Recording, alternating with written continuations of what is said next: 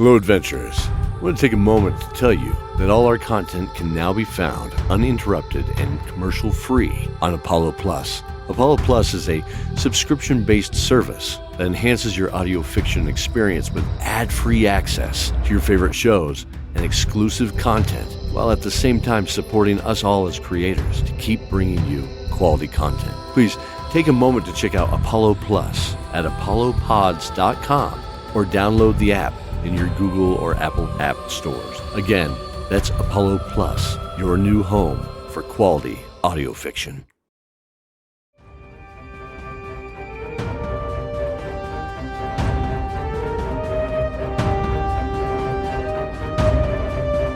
Well, hello adventurers.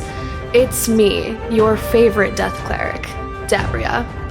This episode was made possible by our supporters and Patreons, JD Rose, Daniel Nichols, Hayley Muñoz, Brian Dowling, Stormy Cone, and Joleen Fresquez.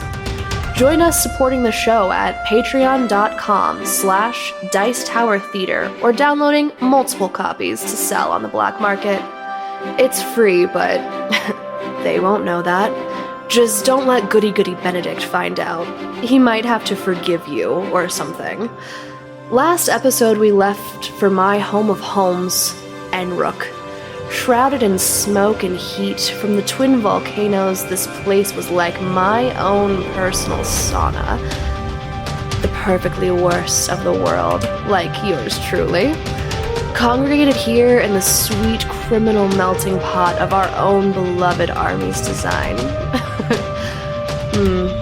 But now I've come home, not as a hero, but stone by stone. I swear to take it down.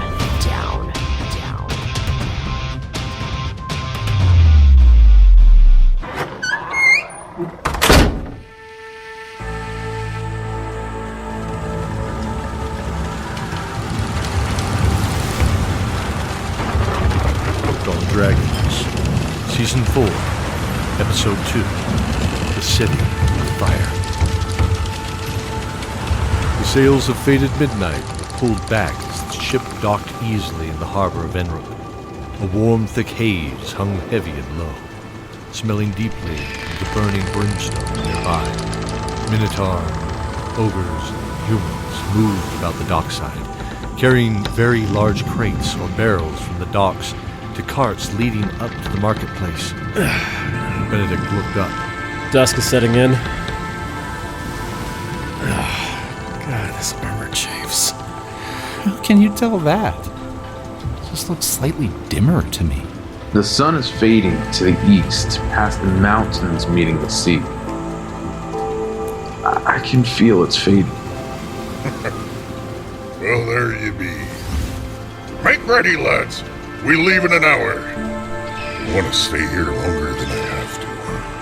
Come on, follow me. There's a place we can get a room just outside the docks a bit quieter.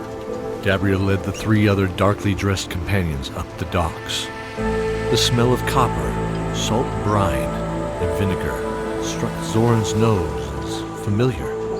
Well, someone's pickling fish today. Disgusting. You haven't had the good stuff then.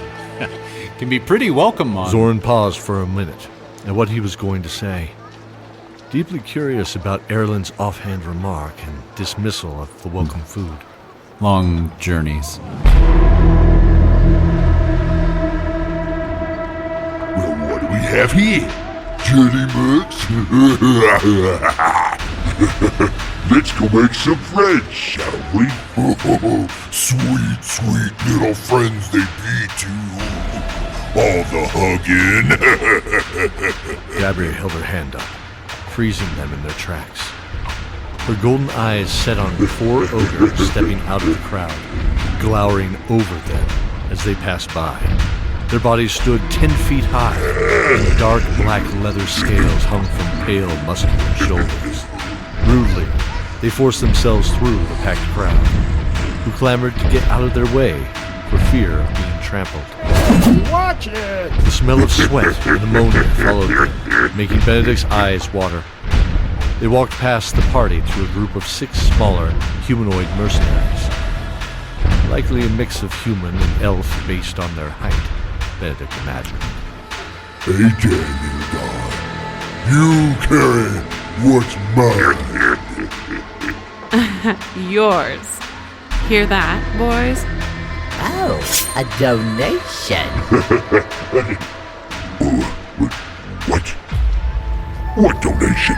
The dark-clad mercenary pulled a scarf over her nose and mouth, only revealing a pair of almond-shaped purple eyes. Elven eyes. She stood up on a crate she'd perched on like a raven, her dark cloak emblazoned with a half-skull and hourglass in faint silvery thread. Another one of her companions stepped forward, the cruel curved dagger of dark Damascus tossing lazily in the palm of his hand. Yeah.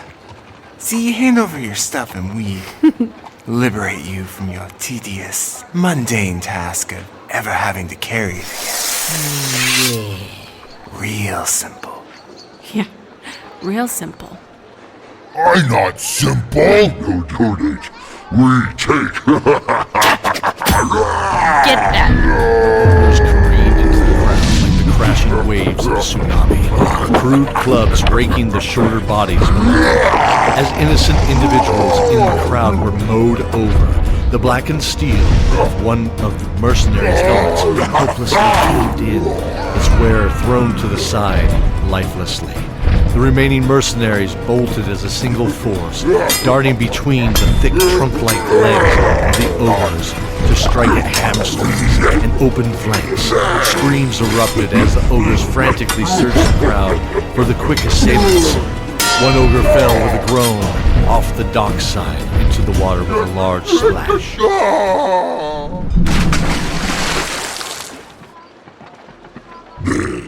The other 2 stopped and looked at each other, fire in their eyes dwindling. 50 pests. Keep your gold. Let's go. Yeah. It's no good anyways.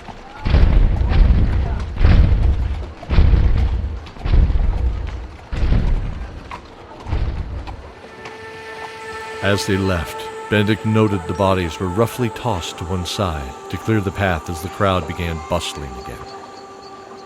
He looked 20 yards past this encounter and noticed the rotting remains of another encounter in a heap by some old shipping crates. Does no one care about the law here? What law? They were murdered! You wearing that law right now, and that law is hate, lies, and murder. Do you understand? Benedict nodded hesitantly. Dabria looked at ZORIN and ERALIN, who also nodded in understanding. She turned her golden eyes back to Benedict. He noted they seemed like golden rings found in a forgotten glacier. Cold. Just walk the walk, Benedict. Come on.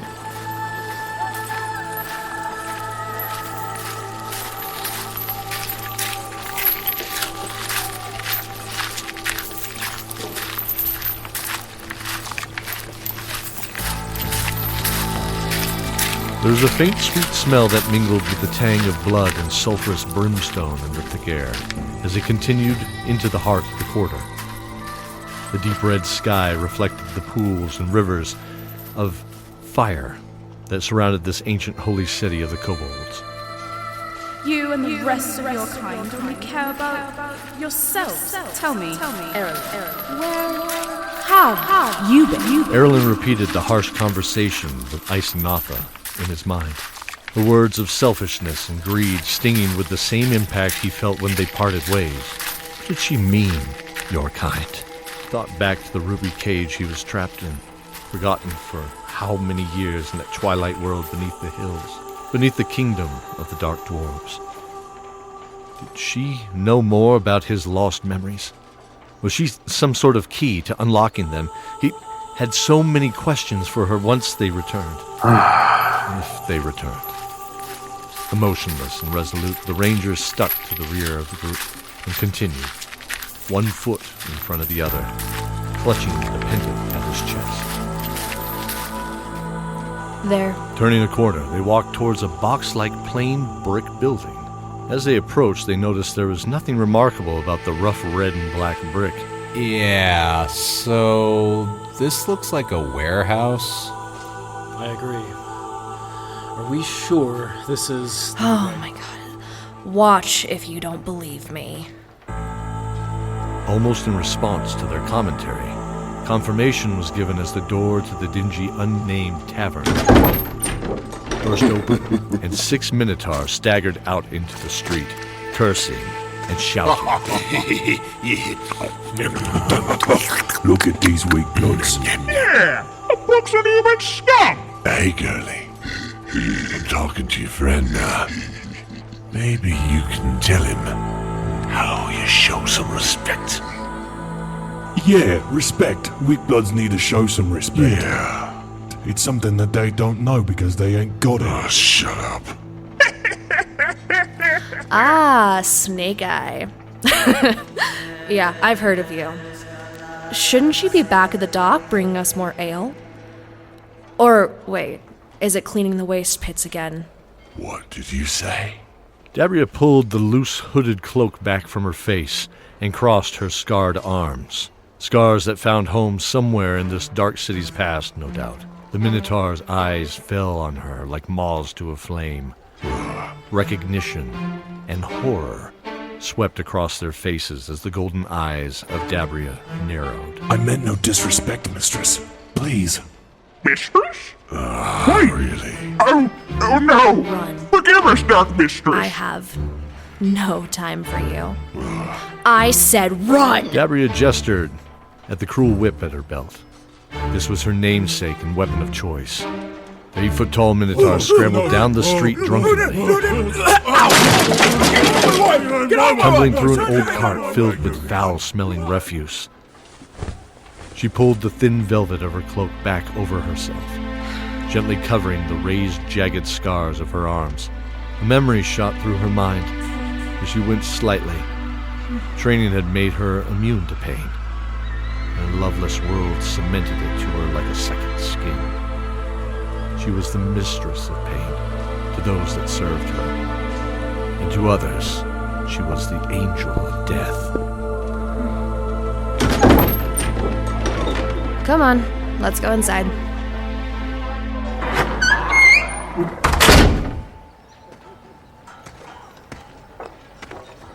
Somewhere on the northwest area of town, the other group made its way through the city closest to the temples and the barracks.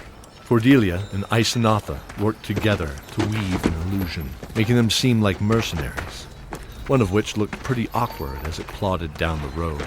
Short legs and 2 heads behind the dark armor revealed a halfling perched on the shoulders of a surly dwarf. We still must be careful here. This is the Ogre perimeter, and they don't care for mercenaries, let alone the rest of us, small folk. Even Dabria and I didn't walk here alone. Sophie nodded in understanding as she walked next to the dark-robed oracle. What's with all the dark armor? Not fitting a me to hide behind this. Rather behind a good boulder, or maybe a keg of ale. Easy for you to say. I'm trying to blend in with you on my shoulders. Oh, you're fine. Look. You're tough. And you're heavy. Maybe you need to lay off the pastry. Oh, stop it. No need to hurt my feelings. Oh, I'm sorry. I was just playing. You're making this more fun, honestly. And now, we're twice as high. Well, I am at least. Wow, look at that. The row of structures to their right ended, revealing a pristine white building. The red-orange glow seemed to diffuse when it hit the white marble walls. It shone like a proud beacon.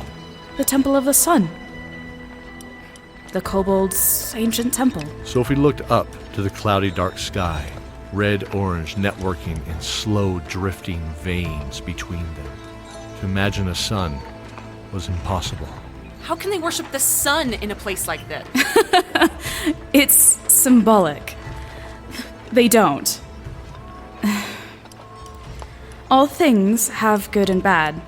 light and dark. Evil and good can be learned from the same teacher. Yes, and culture too. He's a powerful teacher. Sophie saw ISENATHA bow her head in thought. Excuse me. Would you have time for an old man? But in it. Lorvana looked back to see a man in a dark robe leaning on a tall staff, the hood coiled over his head, leaving two eyes the color of deep oceans over a soft smile. Oh, of course. How can I help you? What? SKOTMIR looked around for evidence of who Lorvana was talking to. He stopped puzzled at finding the dirty alley empty, save for themselves, and the smell of old trash and mold. What? Who are you talking to?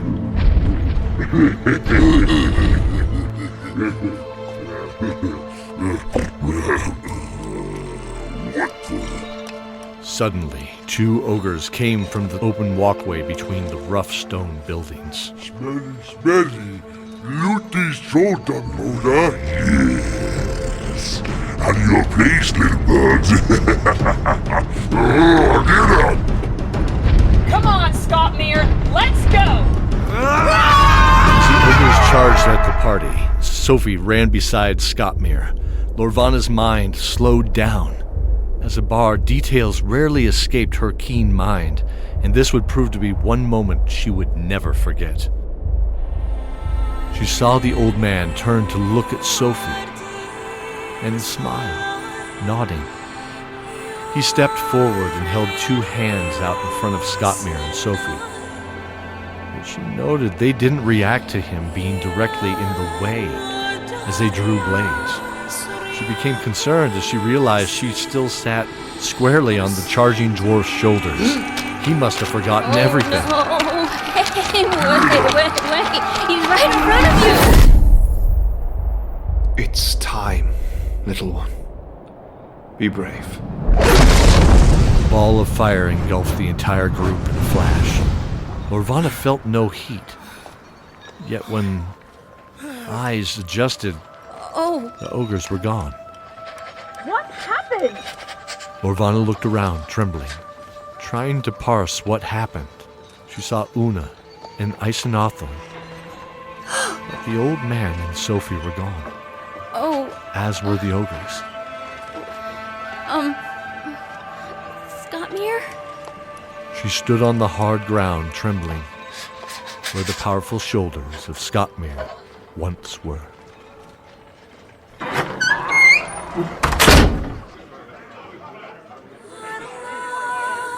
The air seemed slightly cleaner, having some thick stone and an oaken door between them. There's a welcome smell of old beer and herb cheese that pushed back the heavy, smoldering scents outside. The room was sparsely populated, as Dabria had expected and hoped. This inn was a favorite for sailors, not soldiers. Though she herself would be recognized without the cloak, it wouldn't necessarily be a bad thing, just not her intention. There were a few older human merchants at one table, and the surly barkeep sitting behind the cracked and worn dark bar top, smoking a rich chocolate-smelling pipe. Benedict turned to her, his eyes kinder than his armor looked. She hoped he wouldn't let his morality get in the way of their success sneaking into town. Those Minotaur really were frightened by you. Many are. Well, she was in charge of the Undead Legion, right? Yes. Well, Minotaur are terrified of the undead. Something about it being an affront to the glory of a proud warrior's death and all that. Dabria now looked through ZORIN, daggers passing from her eyes. I mean,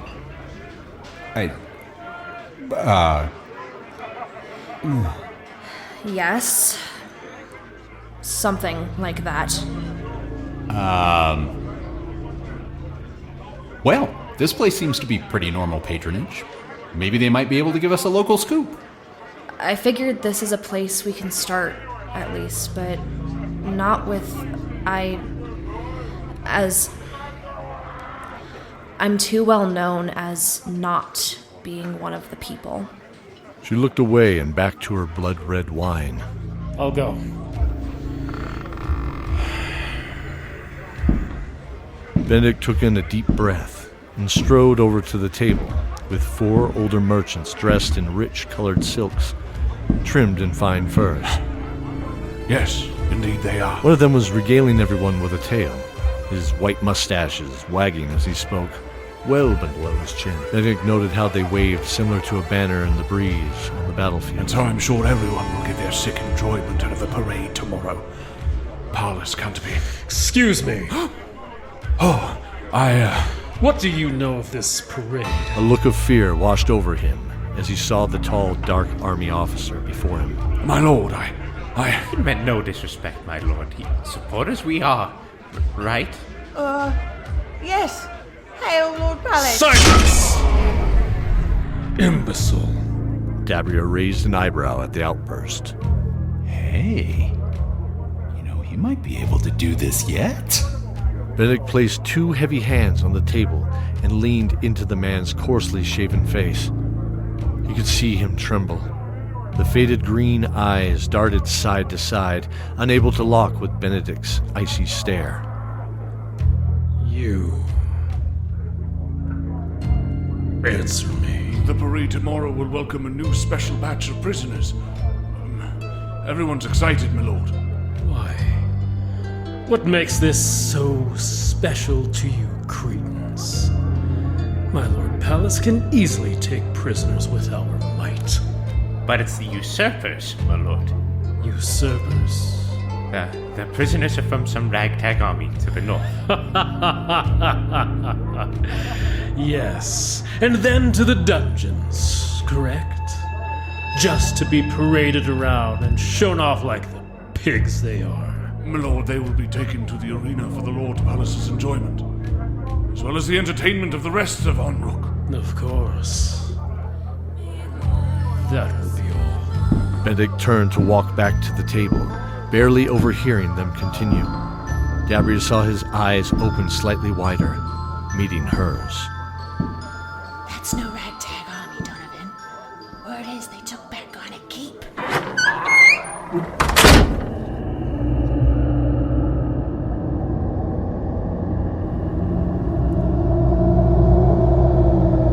SKOTMIR felt thousands of claws in the darkness, pulling him apart.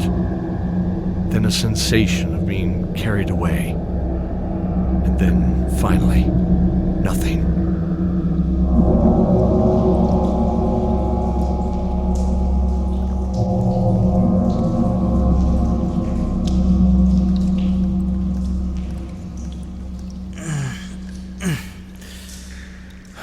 Whoa. Where am I? He woke to find himself in a dingy cell. The smell of dust and ammonia lingered in the air like a neglected circus cage. Small mounds of hay and straw used for bedding, or who knew what else, were piled in the 4 corners of the cell. To the back from the gate, one rough-cut stone wall existed, accompanied by 3 sets of crude ancient iron bars. You could see this was one of many cells in this row. Lying on the ground in the cell to his right was Sophie. Her chest heaved with laborious breaths, but at least she appeared to be alive. Passed out, maybe, but alive. He was relieved. Looking at the wall, he noticed scratch marks, like tick marks for counting off calendar days. He squinted, his eyes for a moment, as it appeared that they spelled out a phrase. Everything happens for a reason? What? He rubbed his eyes, and the message was gone.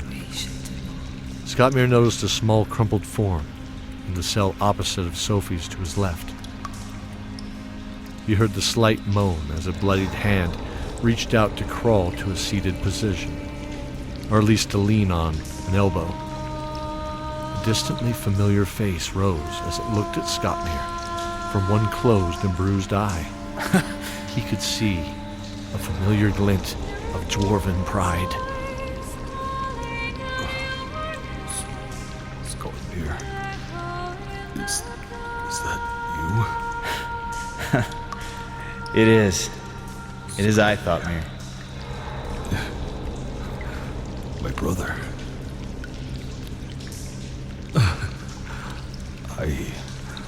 I found you. SKOTMIR was stunned a moment. Their last words were in anger, not love. And he left his family believing them all to be uncaring and ignorant to who he was. He saw the genuine, though weakened smile on his brother's face now. The past had died somewhere behind THOTMIR's welling eyes. Father will be so happy. Ignoring the pain of the past and his present weakness, SKOTMIR thrust his hand through the iron bars to clasp his long-lost brothers. Their union was cut short as a booming voice echoed down the hall, along with storming footsteps. I feel alive now than I have in ages. Soon a tall, dark man stepped forward in black fabric, clutched tight around a muscular body. What appeared to be a horned helmet poked out from beneath the hood of his cloak, his face wrapped in dark black gauze. He leaned on a crude great club, the wood dark with years of use and blood. I look forward to meeting all of you in the pits tomorrow. My pits. Well, I wouldn't bother sleeping now, boys. Tomorrow, you'll either sleep forever or sleep for days.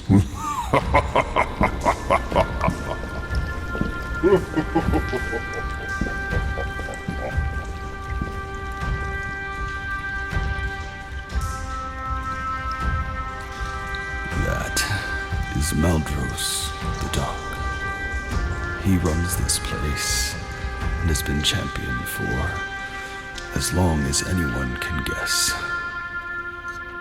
Yes, I know. The voice startled the two dwarves, who turned to see a very awake Sophie. Her eyes stared down the long hall, following Maldros.